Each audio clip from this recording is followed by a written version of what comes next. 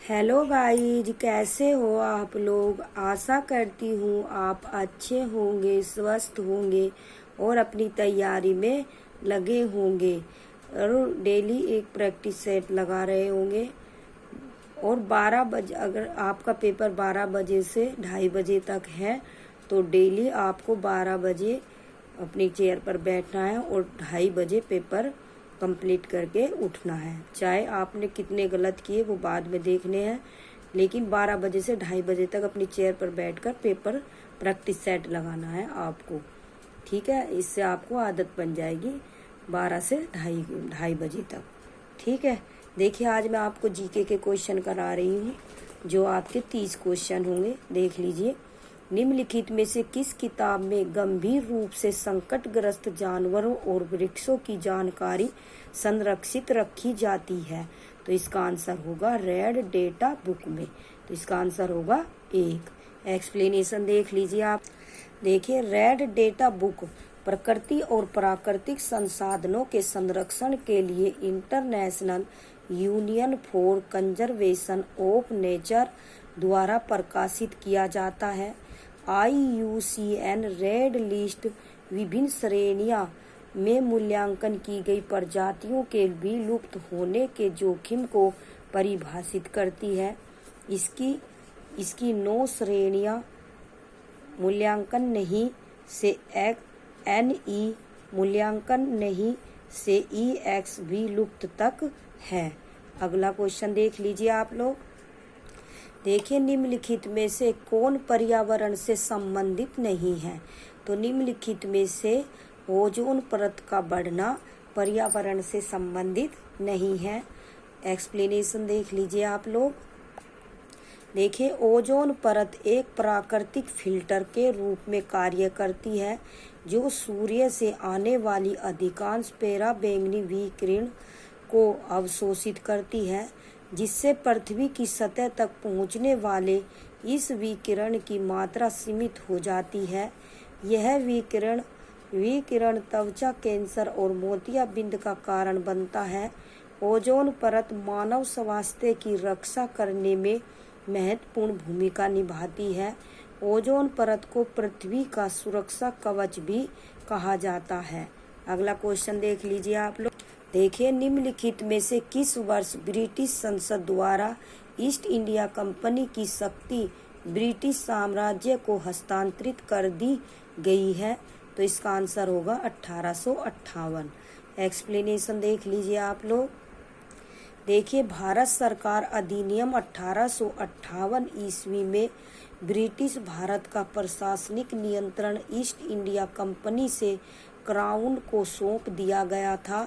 इस अधिनियम ने व्यापकता के सिद्धांत डॉक्ट्राइन ऑफ लैप्स को समाप्त कर दिया और साथ ही पीट्स इंडिया एक्ट 1784 द्वारा प्रस्तावित दोहरी सरकार को भी समाप्त कर दिया गया।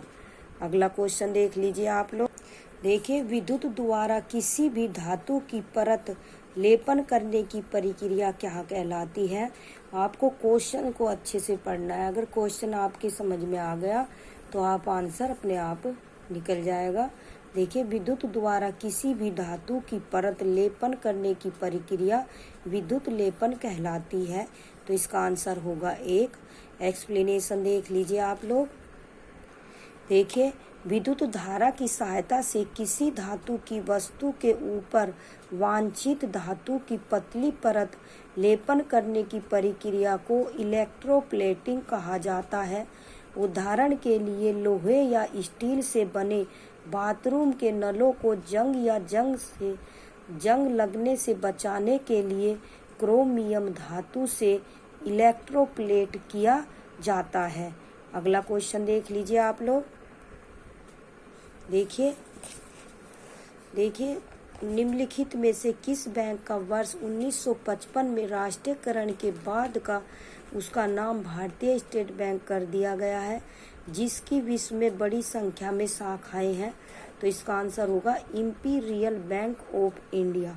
एक्सप्लेनेशन देख लीजिए आप लोग। देखिए, इंपीरियल बैंक ऑफ इंडिया 27 जनवरी 1921 को JM कीन्स द्वारा अस्तित्व में आया। 1 जुलाई 1955 को इंपीरियल बैंक ऑफ इंडिया भारतीय स्टेट बैंक बन गया। अगला क्वेश्चन देख लीजिए आप लोग।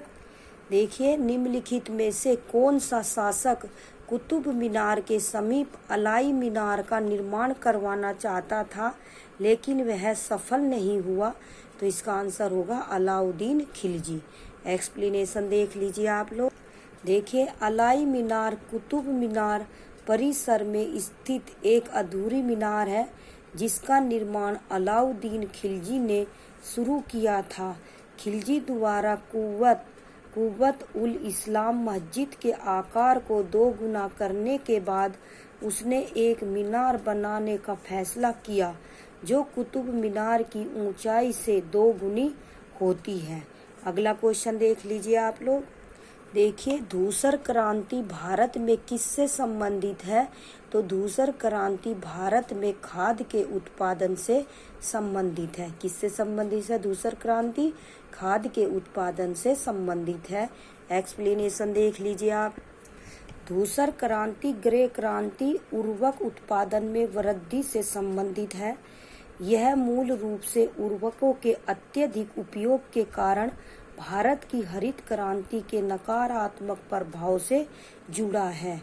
अगला क्वेश्चन देख लीजिए आप लोग। देखिए, अंग्रेजों द्वारा कोलकाता में सफेद संगमरमर से रिक्त स्थान का निर्माण करवाया गया जिसकी आकृति ताजमहल जैसी है। तो इसका आंसर होगा विक्टोरिया मेमोरियल का निर्माण करवाया गया। इसकी आकृति ताजमहल जैसी है। तो इसका आंसर होगा 2। एक्सप्लेनेशन देख लीजिए आप लोग। एक्सप्लेनेशन देख लीजिए आप लोग। महारानी विक्टोरिया की स्मृति को समर्पित विक्टोरिया स्मारक सफेद मकराना संगमरमर से निर्मित है। इसकी डिजाइन ताजमहल के गुंबद, 4 सहायक पिलरों, अष्टकोणीय गुंबददार छतरियों, ऊंचे द्वारों, छत और गुंबददार कोने वाले टावरों जैसी है। अगला क्वेश्चन देख लीजिए आप लोग। देखिए, मनुष्य के शरीर से उत्सर्जित पदार्थ। देखिए, प्रथम पंचवर्षीय योजना में अधिकतम ध्यान कृषि क्षेत्र की ओर दिया गया। यह रिक्त स्थान में आरंभ हुआ। देखिए, 1950 में, 1961 में, 1931 में उपरोक्त में से एक से अधिक, उपरोक्त में से कोई नहीं। तो इसका आंसर होगा उपरोक्त में से कोई नहीं। 5 आंसर होगा। एक्सप्लेनेशन देख लीजिए आप। देखिए, प्रथम पंचवर्षीय योजना 1951 से 1956 युवा अर्थशास्त्री के.एन. राज द्वारा तैयार की गई थी जो हैरोल्ड डोमर मॉडल पर आधारित थी। प्रथम पंचवर्षीय योजना कृषि पर केंद्रित थी। योजना में वित्तीय वर्ष के लिए 2.1% जीडीपी वृद्धि का लक्ष्य था, लेकिन उस वर्ष 3.6% की वृद्धि दर्ज की गई। अगला क्वेश्चन देख लीजिए आप लोग। एक बार दोबारा से देख लीजिए आप, ये वेरी इंपॉर्टेंट है। तो प्रथम पंचवर्षीय योजना कब से कब तक? 1951 से 1956। और ये युवा अर्थशास्त्री के.एन. राज द्वारा तैयार की गई थी। किसके द्वारा की गई थी तैयार? के.एन. राज द्वारा तैयार की गई थी, जो हैरोल्ड डोमर मॉडल पर आधारित थी। किस मॉडल पर आधारित थी? हैरोल्ड डोमर पर आधारित थी। प्रथम पंचवर्षीय योजना कृषि पर केंद्रित थी। किस पर केंद्रित थी? कृषि पर केंद्रित थी। योजना में वित्तीय वर्ष के लिए 2.1% जीडीपी वृद्धि का लक्ष्य था, लेकिन उस वर्ष 3.6% की वृद्धि दर्ज की गई थी। अगला क्वेश्चन देख लीजिए आप लोग। देखिए, निम्नलिखित में से कौन मनुष्य के आंख का हिस्सा नहीं है? तो 1 मिनट रुकिए। निम्नलिखित में से कौन मनुष्य के आंख का हिस्सा नहीं है? तो आंख की पुतली आंख का हिस्सा है, सिलियरी मांसपेशी और कर्णावृत्त आंख का हिस्सा नहीं है। तो इसका आंसर होगा 3। एक्सप्लेनेशन देख लीजिए आप लोग। देखिए, आंख के कई हिस्से होते हैं जिनमें कार्निया, पुतली, लेंस, श्वेत पटल, कंजाक्तिया प्रमुख है। कोक्लिया आंतरिक कान का वह भाग है जिसके कोक्लिया आंतरिक कान का वह भाग है जिसके कारण हम सुनते हैं। तो देखिए आँख के कई हिस्से होते हैं जिनमें कार्निया होता है, पुतली, लेंस, श्वेत पटल, कंजाक्तिवा प्रमुख और कोक्लिया आंतरिक कान का वह भाग है जिसके कारण हम सुनते हैं। अगला क्वेश्चन देख लीजिए आप लोग। देखिए मनुष्य के शरीर से उत्सर्जित पदार्थ जो घुलनशील नाइट्रोजन यौगिक के रूप में होता है उसे नेफ्रॉन द्वारा यकृत से बाहर निकाला जाता है। तो इसका आंसर होगा 3, नेफ्रॉन द्वारा। मनुष्य के शरीर से उत्सर्जित पदार्थ जो घुलनशील नाइट्रोजन यौगिक के रूप में होता है उसे नेफ्रॉन द्वारा यकृत से बाहर निकाला जाता है। तो इसका आंसर होगा 3। एक्सप्लेनेशन देख लीजिए आप लोग। देखिए नेफ्रॉन गुर्दे की मूलभूत संरचनात्मक और कार्यात्मक इकाई है। यह वृक्क कोशिका और वृक्क नलिका से बनी सूक्ष्म संरचना है। मनुष्य के शरीर से उत्सर्जित पदार्थ को नेफ्रॉन द्वारा यकृत से बाहर निकाल दिया जाता है। अगला क्वेश्चन देख लीजिए आप लोग। देखिए रविंद्रनाथ टैगोर की उनकी किस पुस्तक के लिए साहित्य का नोबेल पुरस्कार प्रदान किया गया है? तो रविंद्रनाथ टैगोर को उनकी गीतांजलि पुस्तक के लिए साहित्य का नोबेल पुरस्कार प्रदान किया गया है। तो इसका आंसर होगा 2। एक्सप्लेनेशन देख लीजिए आप लोग। देखिए कवि रविंद्रनाथ टैगोर को 1913 में लंदन में प्रकाशित उनके संग्रह गीतांजलि के लिए 1913 में साहित्य का नोबेल पुरस्कार प्रदान किया गया है। वह साहित्य में नोबेल पुरस्कार जीतने वाले पहले गैर यूरोपीय नोबेल पुरस्कार प्राप्त करने वाले दूसरे गैर यूरोपीय थे। अगला क्वेश्चन देख लीजिए आप लोग। देखिए निम्नलिखित में से कौन मानव के शरीर की सबसे बड़ी ग्रंथि है? तो यकृत मानव शरीर की सबसे बड़ी ग्रंथि है। एक्सप्लेनेशन देख लीजिए आप लोग। यकृत मानव शरीर की सबसे बड़ी ग्रंथि है। यह उदर के दाईं ओर स्थित होता है। यकृत बाएं और दाएं लोब में विभाजित होता है जो फाल्सीफॉर्म लिगामेंट द्वारा अलग किया जाता है। यकृत मानव शरीर की सबसे बड़ी ग्रंथि है। यह उदर के दाईं ओर स्थित होता है। यकृत बाएं और दाएं लोब में विभाजित होता है जो फाल्सीफॉर्म लिगामेंट द्वारा अलग किया जाता है। अगला क्वेश्चन देख लीजिए आप लोग। देखिए भारत में राष्ट्रीय प्रदूषण नियंत्रण दिवस कब मनाया जाता है? तो भारत में राष्ट्रीय प्रदूषण नियंत्रण दिवस 2 दिसंबर को मनाया जाता है। तो इसका आंसर होगा 2। एक्सप्लेनेशन देख लीजिए आप लोग।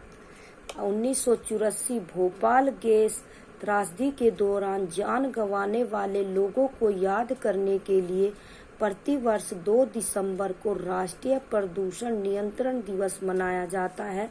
यह वायु प्रदूषण के खतरों के बारे में जागरूकता बढ़ाने का भी दिन है। अगला क्वेश्चन देख लीजिए आप लोग। निम्नलिखित में से किन उद्योगों में वस्तु का उत्पादन घर में होता है? तो द्वितीयक उद्योग में, चतुर्थक उद्योग में। तो इसका आंसर होगा कुटीर उद्योग में। एक्सप्लेनेशन देख लीजिए आप लोग। कुटीर या घरेलू उद्योग एक प्रकार के लघु उद्योग हैं जिनमें कारीगरों द्वारा उत्पादों का निर्माण हाथ से किया जाता है। टोकरी, बुनाई, मिट्टी के बर्तन, अन्य हस्तशिल्प कुटीर उद्योग के उदाहरण हैं। अगला क्वेश्चन देख लीजिए आप लोग।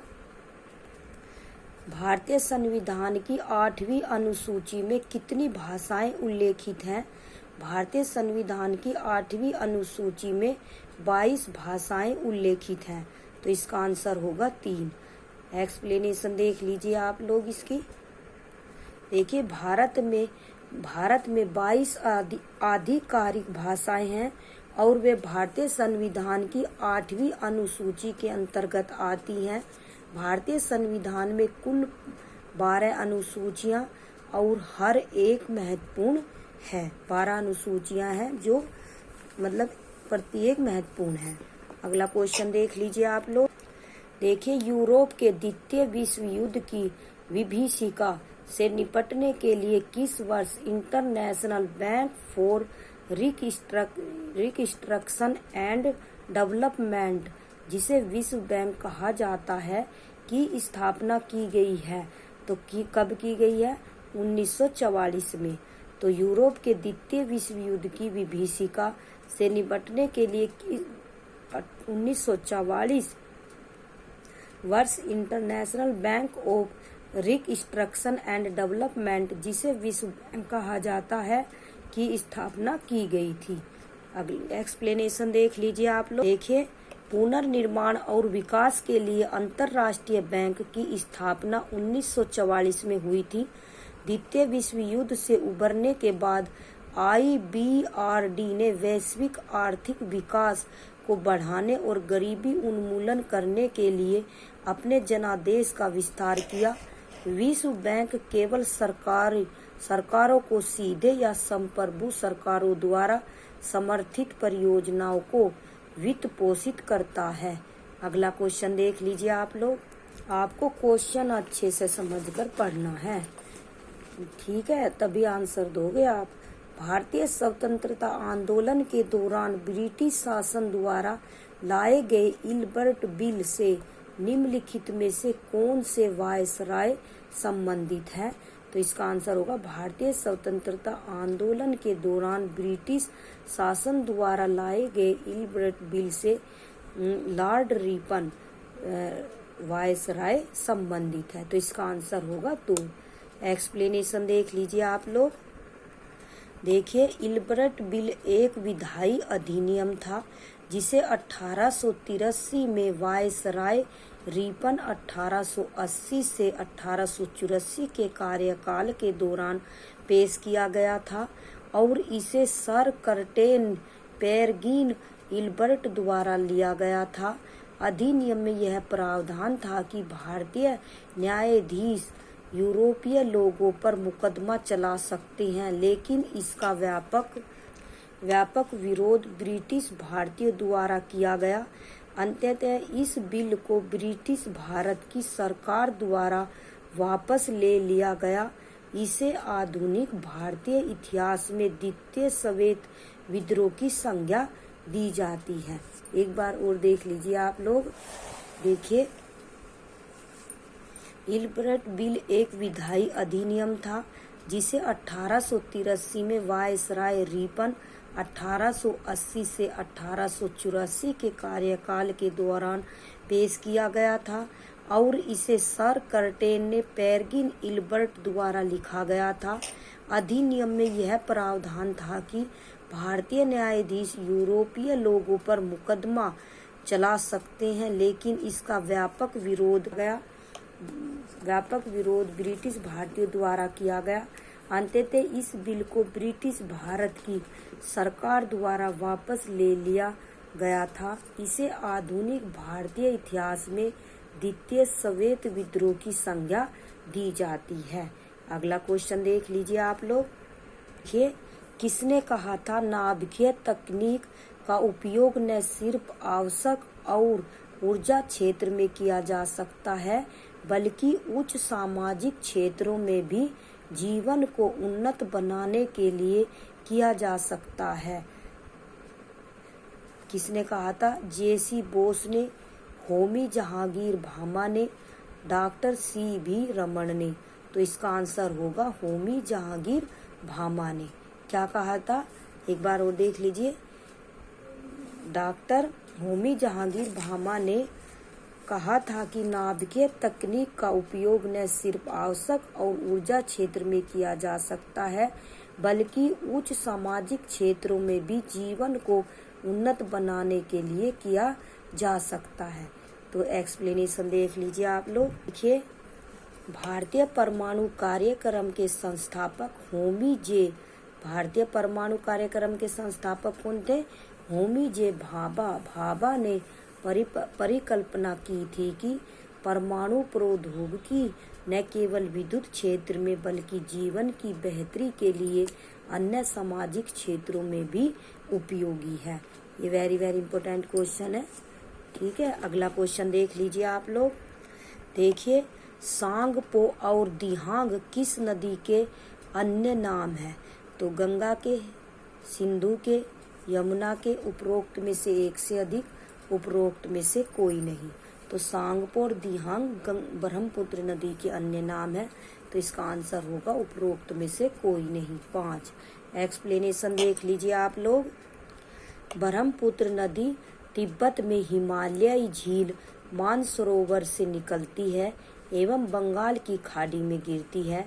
इसे तिब्बत में यार लुंग सांगपो नदी, भारत में ब्रह्मपुत्र, लोहित, सियांग व दिहांग, बांग्लादेश में जमुना के नाम से जाना जाता है। एक बार और देख लीजिए। ब्रह्मपुत्र नदी तिब्बत में हिमालयी झील मानसरोवर झील से निकलती है, मानसरोवर से निकलती है एवं बंगाल की खाड़ी में गिरती है। इसे तिब्बत में यार लुंग सांगपो नदी, भारत में ब्रह्मपुत्र, लोहित और सियांग एवं दिहांग, बांग्लादेश में जमुना के नाम से जाना जाता है। अगला क्वेश्चन देख लीजिए आप लोग। तो देखिए, उसमें इसे तिब्बत में यारलुंग सांगपो नदी के नाम से, भारत में ब्रह्मपुत्र, लोहित और सियांग के नाम से और बांग्लादेश में जमुना के नाम से जाना जाता है। तो अगला क्वेश्चन देख लीजिए आप लोग। देखिए, होल्ट मैकेंजी ने भारत में राजस्व संग्रहण की निम्नलिखित में से कौन सी विधि विकसित की है? तो इसका आंसर होगा महलवाड़ी प्रणाली विकसित की है। और रैयतवाड़ी किसने की थी? मुनरो और रीड ने। तो इसका आंसर होगा महलवाड़ी प्रणाली की है। होल्ट मैकेंजी ने भारत में राजस्व संग्रहण की निम्नलिखित में से कौन सी विधि विकसित की है? तो महलवाड़ी प्रणाली विकसित की है। एक्सप्लेनेशन देख लीजिए आप लोग। देखिए, 1822 में अंग्रेज होल्ट मैकेंजी ने बंगाल प्रेसिडेंसी के उत्तर पश्चिमी प्रांतों में महलवाड़ी प्रणाली के रूप में जानी जाने वाली एक नई प्रणाली तैयार की। महलवाड़ी व्यवस्था के तहत पूरे गांव की ओर से ग्राम प्रधानों द्वारा किसानों से भू राजस्व वसूल किया जाता था। अगला क्वेश्चन देख लीजिए आप लोग। देखिए, चैत्र संवत आधारित भारत के राष्ट्रीय कैलेंडर के अनुसार पहले महीने का नाम क्या है? तो पहले महीने का नाम चैत्र है। जिसे 22 मार्च 1957 को ग्रेगोरियन कैलेंडर के साथ साथ आधिकारिक प्रयोजनों के लिए अंगीकृत किया गया था। तो इसे हम बोलते हैं चैत्र। एक्सप्लेनेशन देख लीजिए आप लोग। देखिए, शंख युग ने शंख संवत की शुरुआत को चिन्हित किया। एक ऐतिहासिक हिंदू कैलेंडर जिसे बाद में 1957 में भारतीय राष्ट्रीय कैलेंडर के रूप में प्रस्तुत किया गया था। शक संवत का प्रथम महीना चैत्र है, जो 22 मार्च से शुरू होता है और जो लीप वर्ष के दौरान 21 मार्च को होता है। कब होता है? 21 मार्च को होता है। अगला क्वेश्चन देख लीजिए आप लोग। देखिए, आयुष विभाग का पूर्व नाम क्या था? तो आयुष विभाग का पूर्व नाम department of Indian system of medicine and homeopathy था। आयुष विभाग का पूर्व नाम department of Indian system of medicine and homeopathy था। एक्सप्लेनेशन देख लीजिए आप लोग। देखिए, 1995 में गठित भारतीय चिकित्सा प्रणाली एवं होम्योपैथी विभाग ISMH इन प्रणालियों के विकास के लिए जिम्मेदार था। इसके पश्चात नवंबर 2003 में इसका नाम बदलकर आयुर्वेद, योग व प्राकृतिक चिकित्सा, यूनानी, सिद्ध व होम्योपैथी कर दिया गया, जिसमें आयुर्वेद, योग एवं प्राकृतिक चिकित्सा, यूनानी, सिद्ध एवं होम्योपैथी में शिक्षा व अनुसंधान पर ध्यान केंद्रित किया गया। अगला क्वेश्चन देख लीजिए आप लोग। देखिए, यदि लोगों के एक विशेष समूह को केरल में तेलुगु माध्यम के स्कूल खोलने की अनुमति नहीं दी जाती है तो इसे किस मौलिक अधिकार का उल्लंघन माना जाएगा? तो इसे सांस्कृतिक एवं शैक्षणिक अधिकार का उल्लंघन माना जाएगा। इसका आंसर होगा 1। एक्सप्लेनेशन देख लीजिए आप लोग। देखिए, अगर केरल में लोगों के एक समूह को तेलुगु माध्यम का स्कूल खोलने की अनुमति नहीं दी जाती है तो उनके सांस्कृतिक एवं शैक्षणिक अधिकारों अनुच्छेद 29 एवं 30 का उल्लंघन माना जाएगा। संविधान में यह वर्णित है कि सभी अल्पसंख्यक धार्मिक या भाषाई अपनी संस्कृति को संरक्षित और विकसित करने हेतु अपना शैक्षणिक संस्थान स्थापित कर सकते हैं। अगला क्वेश्चन देख लीजिए आप लोग। देखिए, इंटरक्रॉपिंग अंतर फसल प्रक्रिया निम्नलिखित में से किसे दर्शाती है? इंटरक्रॉपिंग अंतर फसल प्रक्रिया पास दो या दो से अधिक फसलों को उगना को दर्शाती है। एक्सप्लेनेशन देख लीजिए आप लोग। देखिए, इंटरक्रॉपिंग दो या दो से अधिक फसलों को निकटता में उगाने की प्रथा है। इंटरक्रॉपिंग का लक्ष्य उन संसाधनों का उपयोग करके भूमि के एक टुकड़े पर अधिक उपज पैदा करना है जो एक फसल द्वारा उपयोग नहीं किया जाएगा। अगला क्वेश्चन देख लीजिए आप लोग। उस योजना का नाम बताइए जो 18 से 70 वर्ष के आयु वर्ग के लोगों को दुर्घटना वश मृत्यु या पूर्ण विकलांगता के मामले में 2 लाख रुपए का और आंशिक विकलांगता के मामले में 1 लाख रुपए का जोखिम कवरेज प्रदान करती है। तो इसका आंसर होगा आपका प्रधानमंत्री सुरक्षा बीमा योजना। एक्सप्लेनेशन देख लीजिए आप लोग। देखिए, 9 मई 2015 को शुरू की गई प्रधानमंत्री सुरक्षा बीमा योजना का उद्देश्य 18 से 70 वर्ष के आयु वर्ग के गरीब व वंचित लोगों के लिए 12 रुपये प्रति वर्ष के प्रीमियम पर एक बैंक खाते के साथ एक किफायती बीमा योजना प्रदान करना है। इसमें दुर्घटना मृत्यु पूर्ण विकलांगता के लिए 2 लाख रुपए और आंशिक विकलांगता के लिए 1 लाख रुपए का जोखिम कवरेज शामिल है। अगला क्वेश्चन देख लीजिए आप लोग। देखिए, वेरी इंपॉर्टेंट क्वेश्चन है ये। निम्नलिखित में से क्या केवल पादप कोशिकाओं में पाया जाता है? निम्नलिखित में से कवक पादप कोशिकाओं में लवक पादप कोशिका में पाया जाता है। तो इसका आंसर होगा 3। एक्सप्लेनेशन देख लीजिए आप लोग। देखिए, प्लास्टिड या लवक केवल पादप कोशिकाओं में मौजूद प्लाज्मिक अंग होते हैं। प्लास्टिड में क्लोरोफिल होता है जो पौधों को हरा रंग प्रदान करता है। यह प्रकाश संश्लेषण की क्रिया करता है जिसे क्लोरोप्लास्ट हरित लवक कहते हैं। अगला क्वेश्चन देख लीजिए आप लोग। देखिए, उस गवर्नर जनरल का नाम बताइए जिसने पैरामाउंट सी नामक नीति का आरंभ किया था। तो उस गवर्नर जनरल का नाम लॉर्ड हेस्टिंग्स है जिसने पैरामाउंट सी नामक नीति का आरंभ किया था। एक्सप्लेनेशन देख लीजिए आप लोग इसकी। देखिए, सर्वोपरि की नीति का अर्थ था कि कंपनी का अधिकार सर्वोपरि या सर्वोच्च था। लॉर्ड हेस्टिंग्स जो 1813 से 1823 तक भारत के गवर्नर जनरल थे, सर्वोच्चता की एक नई नीति प्रस्तुत की। अगला क्वेश्चन देख लीजिए आप लोग। देखिए, निम्नलिखित में से किसके कारण काला अजार नामक रोग होता है? तो इसका आंसर होगा प्रोटोजोआ के कारण। काला अजार नामक रोग प्रोटोजोआ के कारण होता है। एक्सप्लेनेशन देख लीजिए आप लोग। देखिए, काला अजार एक मद गति से बढ़ने वाली स्वदेशी बीमारी है जो लीशमेनिया जीन्स के प्रोटोजोआ परजीवी के कारण होती है।